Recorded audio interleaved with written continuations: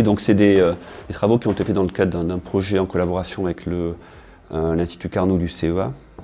Énergie du futur en particulier, qui consiste à utiliser une assistance par champ magnétique sur des procédés de fabrication additive, donc d'impression 3D métallique, afin de contribuer à améliorer les propriétés des pièces qui sont élaborées. Et le levier qu'on a essayé d'évaluer pour améliorer ces propriétés, c'est de réduire les éjections métalliques qui sont formées en cours de procédé, au moment où on fond la matière par le faisceau laser. C'est des choses qui sont très instables, qui génèrent une quantité de petites gouttelettes métalliques qui viennent se redéposer sur les pièces qu'on construit et qui viennent dégrader les propriétés des pièces en créant souvent des petites porosités localement.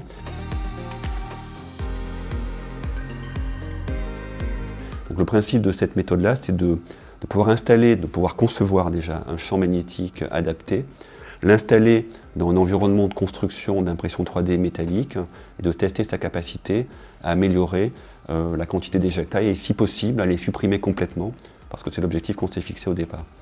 Donc pour ce faire, on a étudié différents types de matériaux, de l'aluminium, de l'acier, des alliages base nickel, qu'on a évalués sous champ magnétique ou en l'absence de champ magnétique afin de pouvoir statuer sur l'intérêt ou pas d'utiliser une assistance comme ça. Donc dans les travaux qui ont été effectués, il y a plusieurs composantes. Il y a déjà la composante de conception, de mise en œuvre du champ, de caractérisation du champ magnétique et après d'installation dans un environnement d'impression 3D métallique afin de regarder ce que ça donne.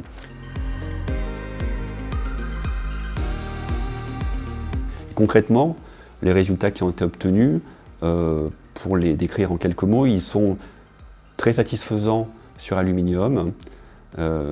Il y a une raison scientifique à ça, c'est que l'aluminium a une très bonne conductivité électrique et une faible viscosité, qui le rend particulièrement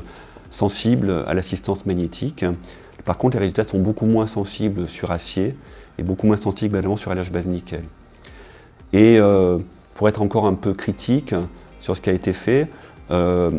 les résultats sont intéressants, vraiment satisfaisants sur aluminium, mais ne permettent pas de supprimer complètement les éjections métalliques, ce qui est pour nous un défaut quand même dans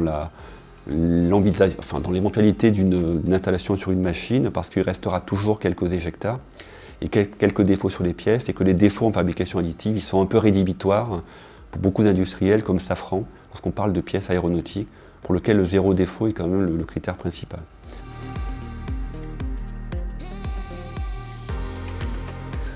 Alors par contre, à l'issue de ce projet, il y a pas mal de choses intéressantes et il y a pas mal de perspectives également d'amélioration. Parmi ces perspectives, il y a de faire évoluer la conception et le design du champ magnétique pour le rendre à la fois plus compact, plus facilement intégrable dans une machine industrielle. Il y a également la possibilité de travailler sur une plus large gamme de matériaux. Là, on s'est contenté de regarder 2 ou 3 matériaux qui sont un peu emblématiques